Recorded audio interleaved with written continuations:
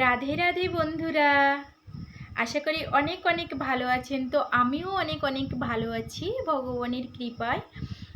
তো চলুন, আজ আমরা আরেকটি একাদশী, শ্রাবণ মাসের কৃষ্ণপক্ষিয়া একাদশী, কামিকা একাদশী, এই কামিকা একাদশীর মাহাত্ম্য আমি আপনাদের সাথে বর্ণনা করব।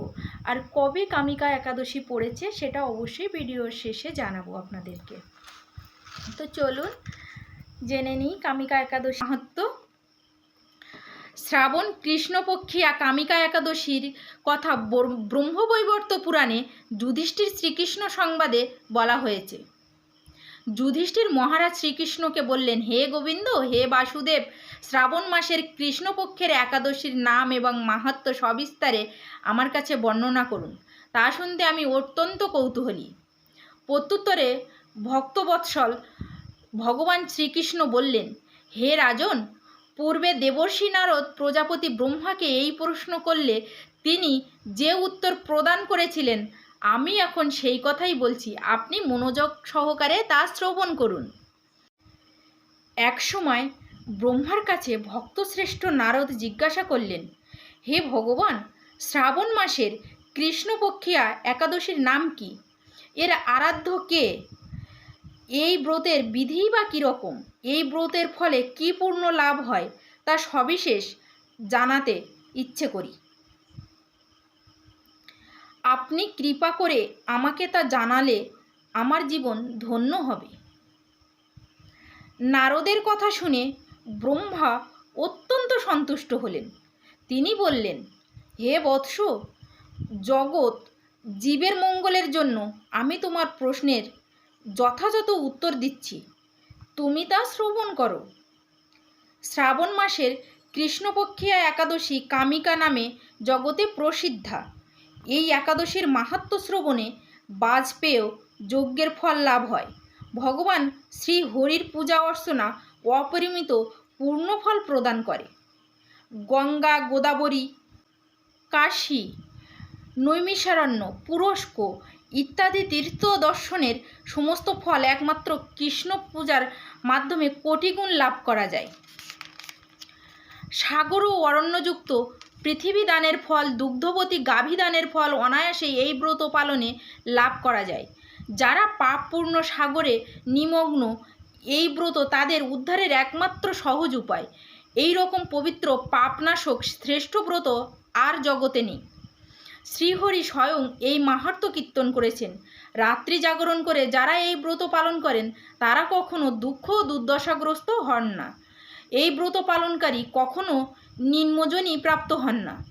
কেশবপ্রিয়া তুলসীপত্রে যিনি শ্রীহরির পূজা করেন, পদ্মপাতায় জলের মতো তিনি পাপে নির্লিপ্ত থাকেন। তুলসীপত্র দিয়ে বিষ্ণু পূজায় ভগবান যেমন সন্তুষ্ট হন, মণিমুক্তাদি মূল্যবান রত্ন মাধ্যমেও তেমন প্রীত হন না। যিনি কেশবকে তুলসী মঞ্জরি দিয়ে পূজা করেন তার জন্মার্জিত সমস্ত পাপ ক্ষয় হয়ে যায়। এ প্রসঙ্গে ব্রহ্মা বললেন, হে নারদ, যিনি তুলসীকে প্রত্যহ দর্শন করেন তার সকল পাপরাশি বিদূরিত হয়ে যায়। যিনি তাকে স্পর্শ করেন তার পাপ মলিন দেহ পবিত্র হয়। তাকে প্রণাম করলে সমস্ত রোগ দূর হয়। তাকে জল সিঞ্চন করলে যমও তার কাছে আসতে ভয় পান। শ্রীহরিচরণে তুলসী অর্পিত হলে ভগবত ভক্তি লাভ হয়। তাই হে কৃষ্ণ ভক্তি প্রদায়নী, তোমায় প্রণাম করি। যে ব্যক্তি হরিবাসরে ভগবানের সামনে দীপদান করেন, চিত্রগুপ্ত তার পুণ্যের সংখ্যা হিসেব করতে পারে না। তার পিতৃপুরুষেরাও পরম তৃপ্তি লাভ করেন। শ্রীকৃষ্ণ বললেন, হে রাজন, আমি আপনার কাছে সর্বপাপহারিণী কামিকা একাদশীর মাহাত্ম্য বর্ণনা করলাম।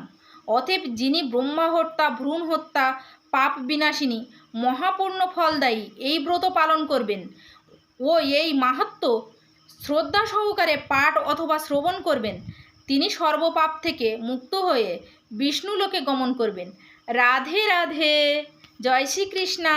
কৃষ্ণপক্ষিয়া একাদশী, কামিকা একাদশী কবে পড়েছে কামিকা একাদশী এবং পালনের সময়সূচি জানবো এবং পরদিন পালনের সময়সূচি জানবো। সারা পৃথিবীতে একই দিনে ব্রত পালন করতে হবে। 31 জুলাই 2024 বুধবার কামিকা একাদশী পালন করতে হবে। আর 30 জুলাই মঙ্গলবার 2024 বিকাল 4:45 থেকে 31 জুলাই 3:56 পর্যন্ত একাদশী তিথি চলবে বিকাল। যেহেতু একাদশী শ্রাবণ মাসে পড়ে, এই কামিকা একাদশী শ্রাবণ মাসে পড়ে, তাই এই উপবাসে ভগবান বিষ্ণুর পাশাপাশি শিবের আশীর্বাদ নিয়ে আসে। তো আমরা এবার বাংলাদেশ ও ভারতে পরদিন পারণের সময়সূচি জানবো। তো বাংলাদেশে আপনি 5:34 সকাল 5:34 থেকে 9:45 মধ্যে পালন করে নেবেন। পশ্চিমবঙ্গে যারা আছেন তারা 5:09 থেকে সকাল 9:29 মধ্যে পালন করে নেবেন। সঠিক দিনে সঠিক নিয়ম মেনে একাদশী ব্রত পালন করুন। রাধে রাধে, জয় শ্রীকৃষ্ণা।